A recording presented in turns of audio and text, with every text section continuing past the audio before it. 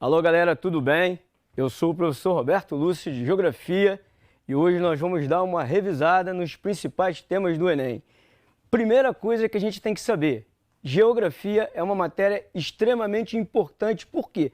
Porque a geografia trabalha com o mundo, é a chamada ciência do espaço, certo? Então se você trabalha com o espaço, o que vai acontecer? Você é obrigado a entender também das outras matérias, é isso, conhecer também. Não precisa ser com grande profundidade, mas tem que conhecer as outras matérias também. Tem que conhecer um pouco de física sem ser físico, tem que conhecer um pouco de literatura sem ser literário, tem que conhecer um pouco de história, de preferência que você seja formado em história, porque a geografia ela é muito interdisciplinar. De todas as matérias que tem, a geografia que traz uma interdisciplinaridade maior.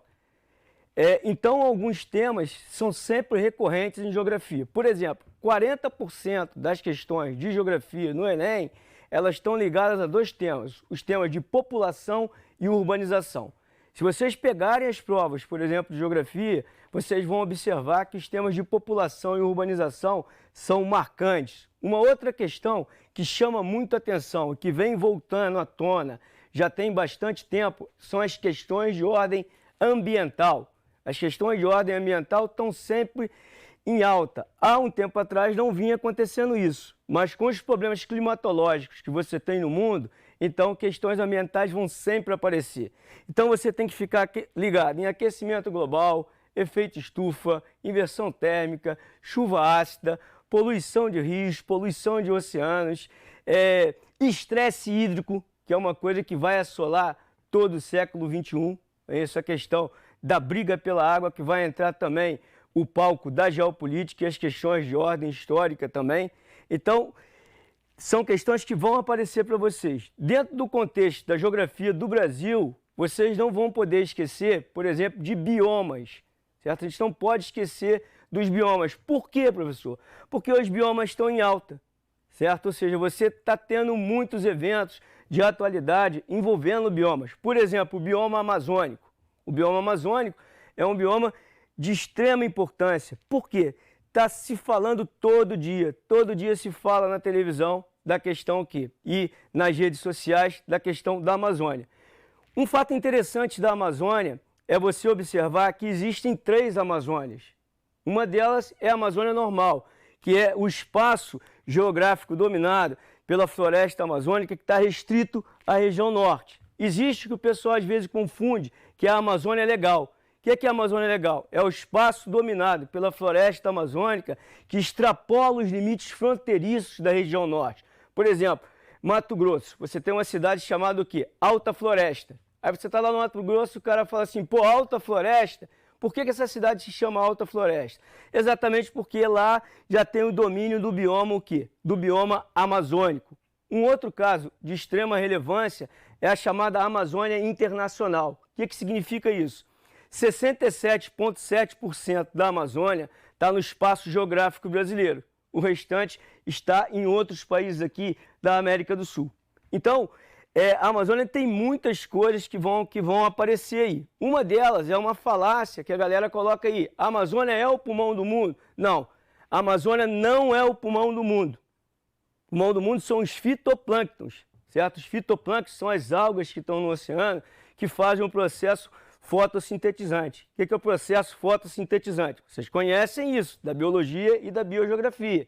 Você sequestra carbono da atmosfera e libera o quê? E libera oxigênio. Poxa, professor, mas a Amazônia não tem uma importância dentro do mundo? Claro que tem, mas ela não é o pulmão do mundo. Mas ela joga ar quente para o hemisfério norte e ar quente para o hemisfério sul. Então ela promove um equilíbrio térmico no planeta. Então, se você for falar da Amazônia, se eu ficar falando da Amazônia aqui, vou sair daqui amanhã. Logicamente que não vai dar tempo. Então, estou dando um sobrevoo dentro do espaço amazônico. Por exemplo, a Amazônia tem 3 degraus de vegetação. Tem a mata de igapó, a mata de várzea e a mata de terra firme. Poxa, mas o que é a mata de terra firme? 90% do espaço amazônico ele é dominado pela mata de terra firme. É a floresta densa e fechada, o que a gente chama na geografia de áreas anecumenais. São as áreas de difícil fixação do homem. Se você adentrar o espaço amazônico, você vai encontrar uma densidade demográfica, olha a população, de 2 a 3 habitantes por quilômetro quadrado. A densidade demográfica do Brasil é de 20 a 23 habitantes por quilômetro quadrado. Quando você se aproxima das margens do rio, a densidade demográfica na Amazônia, ela sobe para 25, 27 habitantes por quilômetro quadrado, porque ali você tem uma área ecúmena. O que é uma área ecúmena? É uma área de fácil fixação do homem. Ali está o quê? A população ribeirinha, as principais cidades estão localizadas ali. Então esse é um tema que a gente tem que ficar ligado. Um outro tema que também aparece nas questões do Enem são questões ligadas à geopolítica mundial. Por exemplo, a China, até onde vai a força do dragão? Esse confronto que a gente vê hoje aí entre China e os Estados Unidos, que são confrontos que eles vão começar pela questão comercial, conforme vocês estão observando ali, a disputa pela bacia do Pacífico. Aquela região da bacia do Pacífico é uma região extremamente importante. No passado, nós vivemos o Oceano Atlântico. O Oceano Atlântico ele foi o quê? Importante por muito tempo. O Mediterrâneo também foi importante na Idade Média. Agora, de 1980 para cá, nós temos a Era do Pacífico ou o Século Asiático. Poxa, mas por que acontece isso? Por que você tem a Era do Pacífico ou o Século Asiático? Simples, muito simples. O mundo tem 7 bilhões e 600 milhões de habitantes, população absoluta mundial. Só a China, segundo os especialistas em China, a China teria 2 bilhões de habitantes. Ah, mas no livro eu vi 1 bilhão e 500 milhões, está errado. Eu vi 1 bilhão e 800 milhões, também está errado. Eu vi 1 bilhão e 300 milhões, também está errado. Provavelmente a China tem uns 2 bilhões de habitantes. A área da Ásia, essa área asiática que eu acabei de falar, ela tem o quê? 60% do PIB mundial sai da Ásia. Essa é a preocupação dos Estados Unidos. 75% da população mundial está na Ásia, mercado consumidor. E 75% das reservas energéticas do mundo estão na Ásia. Então tudo voltou para o Pacífico, certo? Então nós vivemos a Era do Pacífico, ou o século quê? Ou o século asiático.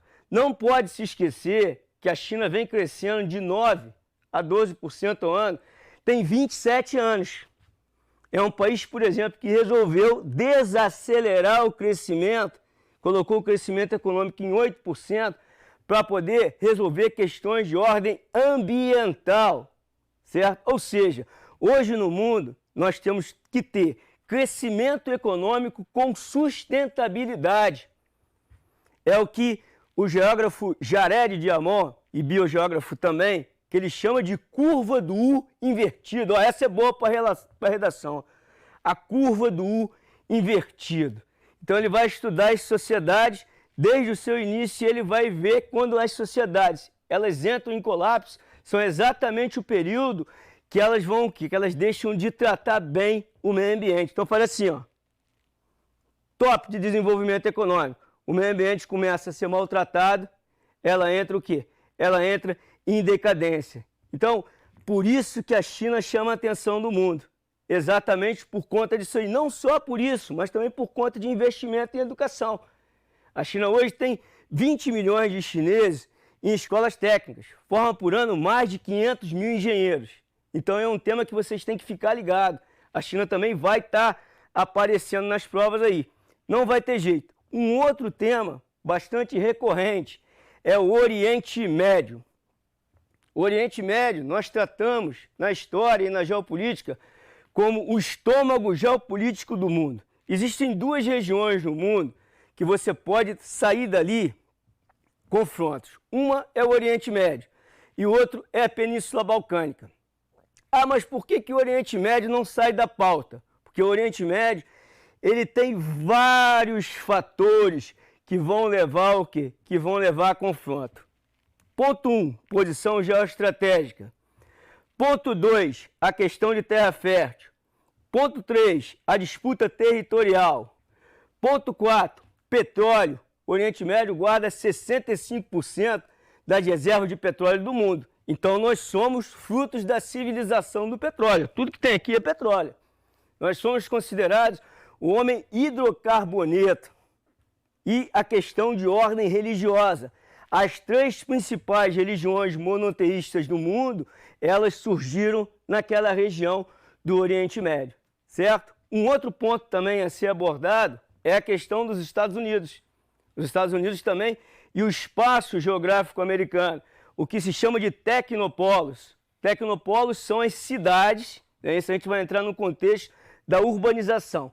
São as cidades que têm o quê? Que têm dentro do seu contexto de desenvolvimento econômico as universidades que produzem tecnologia de ponta avançada, para que você possa o quê? Para que você possa trabalhar nas indústrias que existem ali. Por exemplo, o Vale do Silício. Gostaria de trabalhar lá? Acredito que sim. O salário lá está em torno o quê? De 25 mil a 50 mil dólares. Então você vai o quê? Vai ter um alto salário para iniciar nessa região do Vale do Silício. É uma questão da urbanização. É o que nós chamamos de tecnopolos. Um outro caso de extrema relevância é a questão envolvendo população. Certo? Eu acabei de falar. E a população ela combina com a urbanização. E entra um outro contexto também, o contexto da industrialização. O pessoal costuma casar a questão da urbanização com a industrialização. Se você puxar em tempos imemoriais, o que você vai encontrar? Você vai encontrar Ur, 3200 a.C., a primeira cidade do mundo na Mesopotâmia. Perfeito? Poxa, professor, mas em 3200 antes de Cristo, não tinha indústria. Joia. Ótimo. Em 3200 antes de Cristo, não tinha indústria. Poxa, mas surgiu cidade. Por isso que o nome é urbanização. Ur te leva a urbe. Urbe te leva a urbano. Urbano te leva a citadino. Citadino é o habitante da cidade. Por isso que quando o professor anuncia, ó, hoje nós vamos estudar urbanização, você já sabe que tu vai estudar a cidade. Poxa, mas o que é a urbanização? É muito simples, é quando a população da cidade supera a população do campo. Aí o cara te pergunta assim, poxa, mas o que é o inverso da urbanização? É a ruralização. É quando a população do campo supera a população da cidade. A gente não tem muitos exemplos com relação a isso. O grande exemplo é a queda do Império Romano do Ocidente em 476 DC. Certo? Aí veio a Idade Média, deu uma ruralizada. Poxa, mas então o que tem a ver a indústria com o espaço urbano? O processo de industrialização, ele vai acelerar a questão da urbanização. Então são temas extremamente importantes. Um outro tema que a gente tem que ficar de olho é a pirâmide etária. Pirâmide etária sempre costuma aparecer expectativa de vida, IDH, Índice de Desenvolvimento Humano, criado pelo indiano chamado Amartya Sen, na década de 50, não é isso? Hoje você também tem o IPH. A geografia não é mole, não. A geografia não é mole, não. Ela vai lá, vai cá, ela vai lá, vai cá. Ela vai buscando. Ela vai buscando e vai trazendo para dentro do espaço, que é o IPH, que é o Índice de Pobreza Humana. Vocês sabem que existem pessoas no mundo que vivem com menos de $1 por dia? Esse eu não sei quanto está no momento, mas não dá nem para fazer um lanche. Então, isso é o campo da geografia. Vocês sabem que na Amazônia, por exemplo, se você pegar o saneamento básico da Amazônia Legal, a Amazônia Legal tem 25 milhões de habitantes, 25, 26 milhões de habitantes. O saneamento básico é 9,8, não chega a 10%. Aí o que vai acontecer? Você vai entrar no campo das doenças infecto-contagiosas. Por que você não consegue erradicar a malária na Amazônia? Não vai erradicar nunca, certo? Porque você tem um ambiente propício a doenças infecto-contagiosas. O anofelino ele tem até a hora para picar. Ele gosta de picar entre 4h30 e 18h30, que é a hora que o pessoal está saindo do garimpo, ele vai lá e aproveita, certo? O Anopheles, isso que é o mosquito que provoca a malária. Então, tem muita coisa para a gente estar abordando. Eu apenas estou na pontinha do iceberg. Eu preparei algumas questõezinhas aqui, a gente vai estar tentando fazer algumas aqui, para vocês ficarem ligados como é que é. Puder colocar aí? Vamos ver uma aqui, ó. A primeira, ó. Olha ela aí, ó. Olha ela aí! Olha ele aí, ó. Eu preparei, vou dar uma voltinha aqui. Vem na Amazônia aí, ó. Vamos lá, vamos fazer essa questão aqui. Quando você vai fazer uma questão, primeiro macete que eu dou para vocês. Você vai sempre o quê? No final aqui, ó. Vocês são espertos, já tem domínio dessa situação. Quando você vai no final, você o quê? Você vai matar. Então ele começa aqui, ó. A Amazônia é a maior floresta tropical do mundo. Estende-se por 80 milhões de quilômetros quadrados e por diversos países sul-americanos. Sobre esse bioma, é correto afirmar. Aí você vai matar. Vamos lá. No Brasil, a floresta ocupa área de 9 estados. Isso aí mostra uma situação aqui e você vai vindo, certo? Ou seja, tem estado aqui que você não tem espaço amazônico, certo? Então você já vai olhar aqui, ó. Aparece aqui e algumas regiões não tem. Aí ele vai entrar aonde você quer. A variação topográfica, o relevo, que eu acabei de falar agora mesmo, ó, é responsável pela existência de 3 estratos. A mata de igapó, a mata de várzea e a mata de terra firme. O que é a mata de igapó? É que permanece o ano inteiro alagada. A mata de várzea, ela fica 6 meses seca e 6 meses alagada. E a mata de terra firme é onde a água nunca chega. Perfeito? Muito bem. Aí ele coloca aqui, ó. A exuberância da vida vegetal na Amazônia reflete a alta fertilidade dos solos. Opa, armadilha. Armadilha.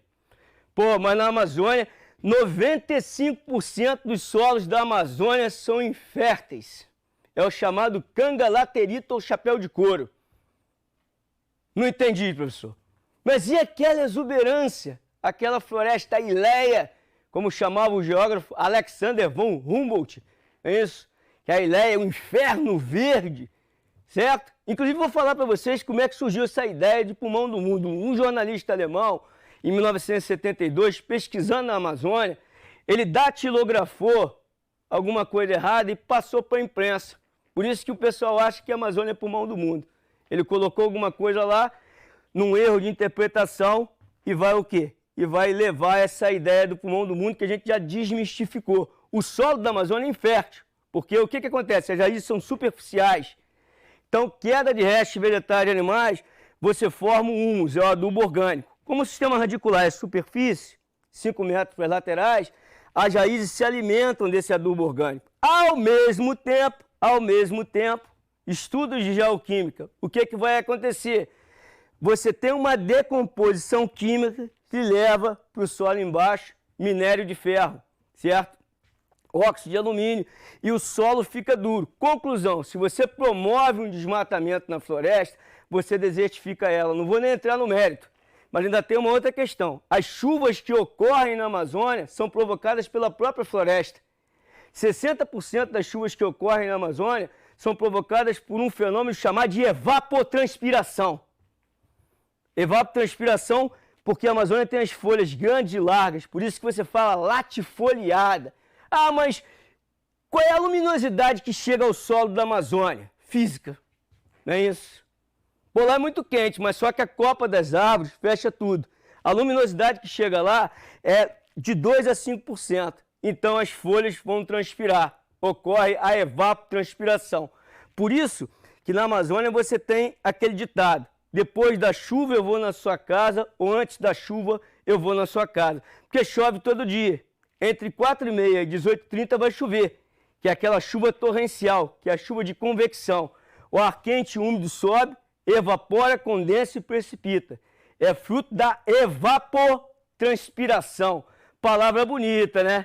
Então aqui já dá para ter uma ideia. Poxa, professor, mas você falou 95% do solo é infértil. Os alunos sempre gostam dos detalhes, né?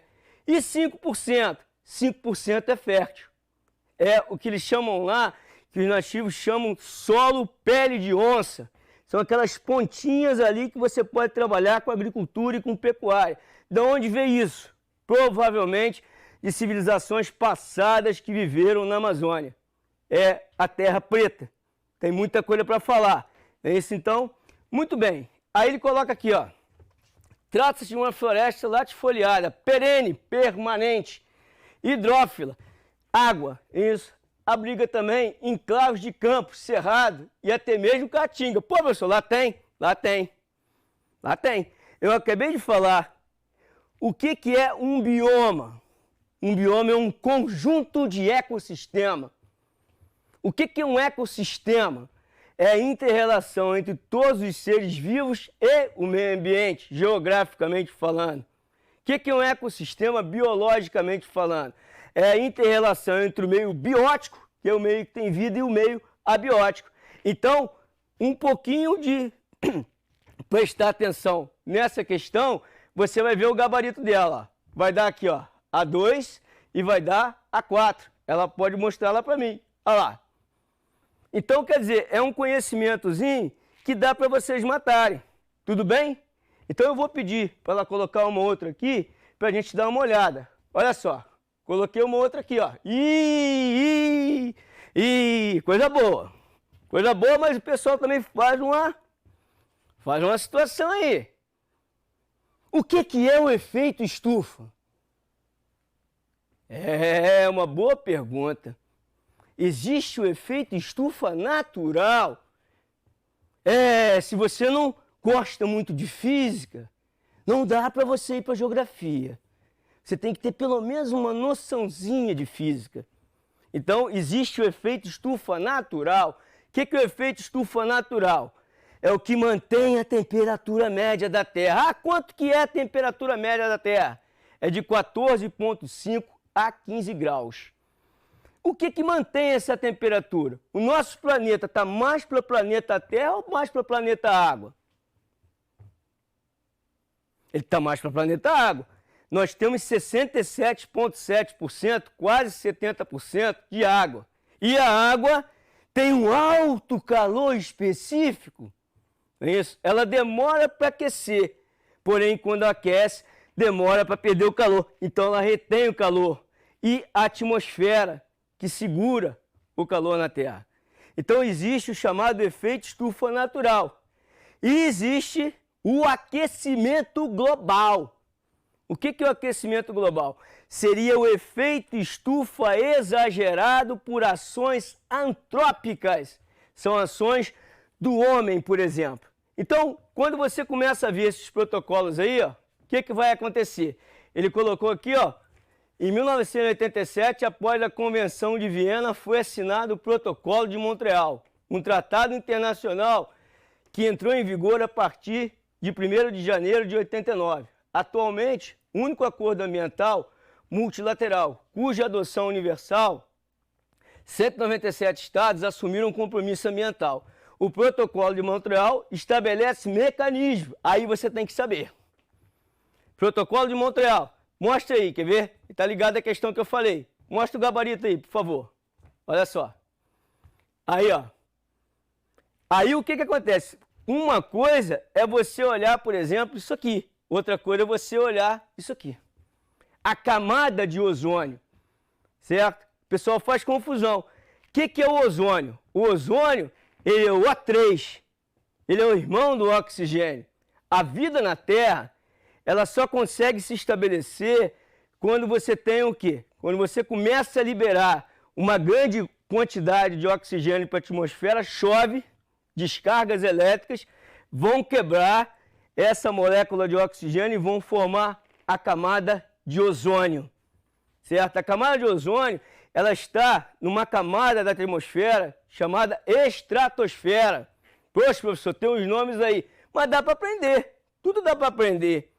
Vocês não acham que eu aprendi isso do dia para a noite, né? Todo dia. É 99% de transpiração e 1% de inspiração.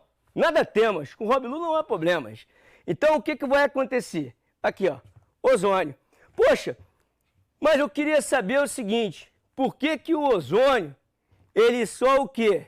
A camada de ozônio, essa é boa, hein? Essa é boa. Por que a camada de ozônio, ela tem um buraco? O quê? Isso é um linguajar não muito bom para vocês. Vocês que são feras aí do Enem, não é buraco. Existe uma diminuição da espessura da camada de ozônio no Polo Sul. Mas o que acontece? Não é o CFC, que é o clorofluorcarbono? É o CFC, é o clorofluorcarbono. Só que o CFC, o que acontece? Ele é produzido nas regiões intertropicais, principalmente na região temperada do norte. Mas o que acontece com o CFC? O CFC, ele não reage com com temperatura elevada. Ah! Se a temperatura estiver muito alta, não tem problema. Poxa, mas aí vai complicar no Polo Sul e no Polo Norte. Aí que tem aqueles adendos. Como toda matéria tem, a geografia também tem. No Polo Sul, você encontra as mais baixas temperaturas do planeta. No inverno, você encontra temperaturas lá de menos 60.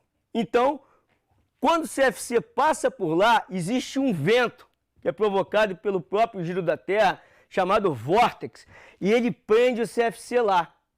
Então, com a temperatura muito baixa, o CFC ele promove, eu passo professor de Química, né? Aí eu tenho que passar, chega uma hora que eu vou ter que passar. Aí eu vou passar para o professor de Química, ó, como é que o CFC ele reage com a temperatura muito baixa, começa com a destruição da camada de ozônio. Isso é sério. Numa cidade do Chile chamada Punta del Arenas, certo? A camada está bem o quê? Está bem fininha. Se você, por exemplo, ficar 7, 8 minutos, independente da sua cor da pele, no sol, o que vai acontecer? Você vai tomar um câncer de pele. Mas o que nós fazemos para poder regenerar isso aí? A Terra tem uma capacidade de regeneração, certo? Só que nós estamos o quê? Ela está oferecendo 100, a gente tira 400. Então o que está ocorrendo? A Terra está dando o quê? Ela está dando um retorno. Se você parar de produzir CFC, em 5 anos, a camada de ozônio, ela vai estar o quê? Ela vai estar reconstruída. Mas tem que parar de o quê? De produzir CFC. Pô, mas e no Polo Norte? Ah, no Polo Norte também é frio, mas não tem um vórtex. Não tem um vento que prende o CFC lá. Então ele passa por lá e vai embora. Agora no Polo Sul tem. Essa é uma das coisas que o pessoal confunde com a questão do aquecimento global, certo? E do efeito estufa natural, que é a questão aqui, ó, do ozônio estratosférico. Então se a gente perder isso aí, vai complicar a situação. Não pode perder a camada de ozônio, que a vida depende dela aí. Tranquilo? Vamos ver uma outra aqui, vou ver se eu consigo dar andamento. Eu sou meio empolgado, mas vamos lá. Ó, apareceu uma aí, ó.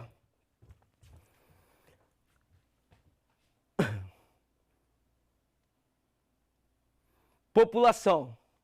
É isso? Ó, o espaço geográfico brasileiro foi se estruturando inicialmente em razão da economia exploradora, voltado para a remessa de mercadorias para a Europa. Assim, as cidades desenvolveram junto aos principais portos. As cidades se desenvolveram junto aos principais portos, tornaram-se assim entrepostos comerciais. Por isso, hoje, grande parte das capitais estaduais se encontram ao longo do litoral brasileiro. Verdade? Verdade. 75% das principais cidades do Brasil, elas estão aqui no litoral, as capitais. Só tem 2 que não estão, que é Belo Horizonte e São Paulo. O restante está tudo ali. Porque exatamente o povoamento começou por ali. As principais, São Vicente, por exemplo, 1532. Santos, 1540. Estou lembrando de algumas aqui, tá? Belém, 1616. Paranaguá, 1648. E por aí vai. O Rio de Janeiro, 1565. São Paulo, não é isso? 1554. Mas São Paulo é um outro caso, que é lá no Planalto. Então ele coloca aqui, ó. Considerando o fragmento acima e com base nos seus conhecimentos na ocupação territorial do Brasil, assinale a alternativa correta.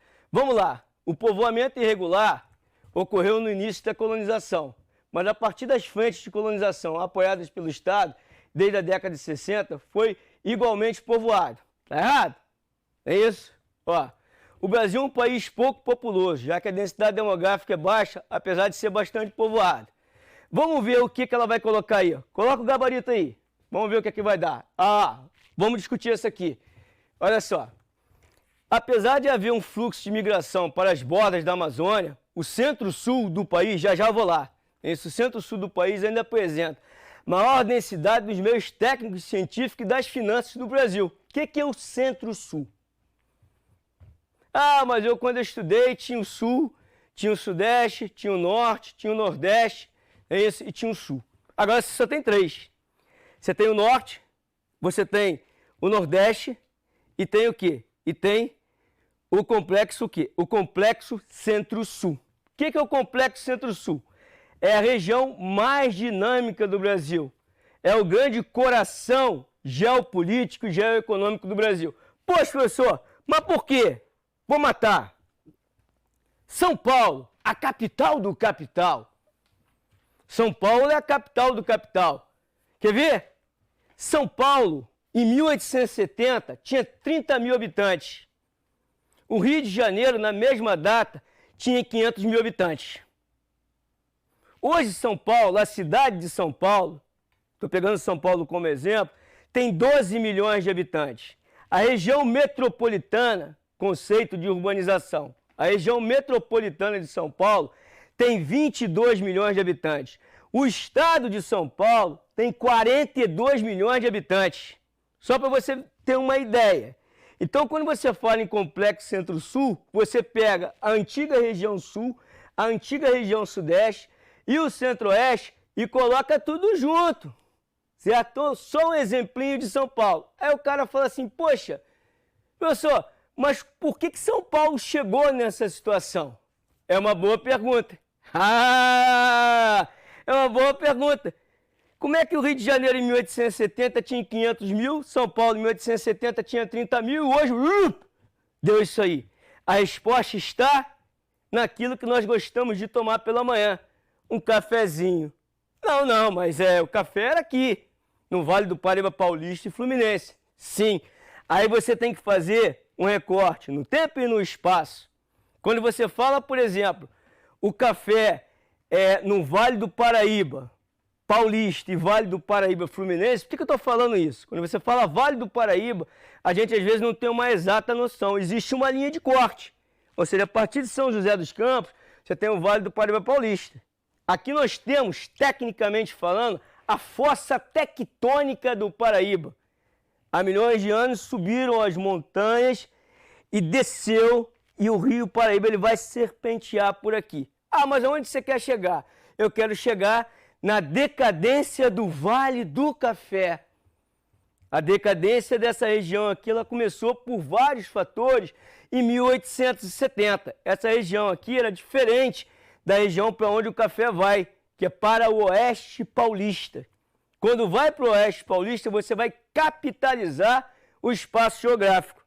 O café, ele trouxe capital. O capital, ele trouxe uma modernização dos portos, das ferrovias. Ah, mas aqui tinha dinheiro. Aqui tinha. Só que o investimento aqui era diferente.